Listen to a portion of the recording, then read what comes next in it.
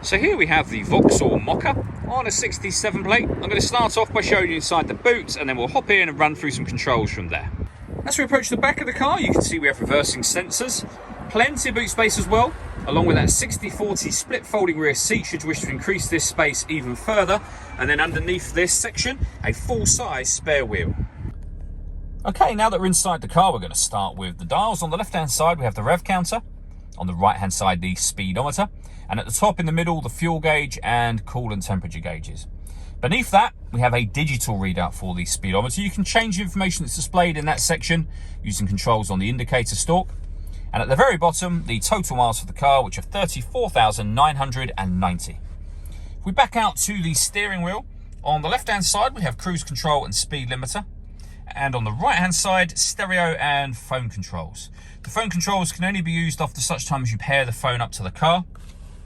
And that is done over on this central touchscreen. So you have a few buttons underneath that.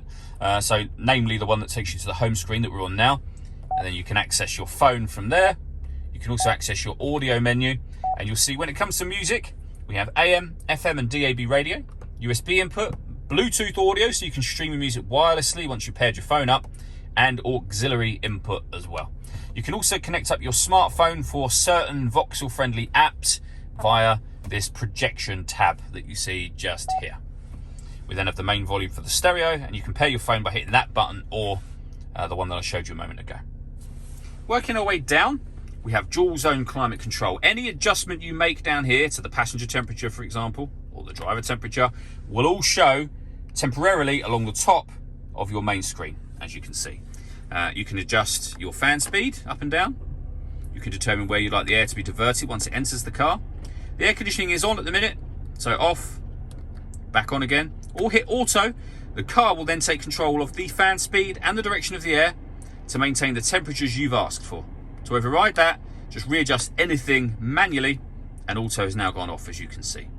This car's also got a heated driver's seat with 3 different heat settings, and the same over on the passenger side, and a heated steering wheel as well, which is off or on when that light shows. Below that, we can turn off the traction control. We have our hazard warning lights. This storage section will open up, and inside there we have a 12-volt charging socket, as well as the auxiliary and USB inputs, and then a 5-speed manual gearbox. All that leaves me to say is thank you for taking the time to watch this video. If you'd like to come and see the car in person and have a test drive, please feel free to call any of our MJA sites. We'd love to hear from you soon.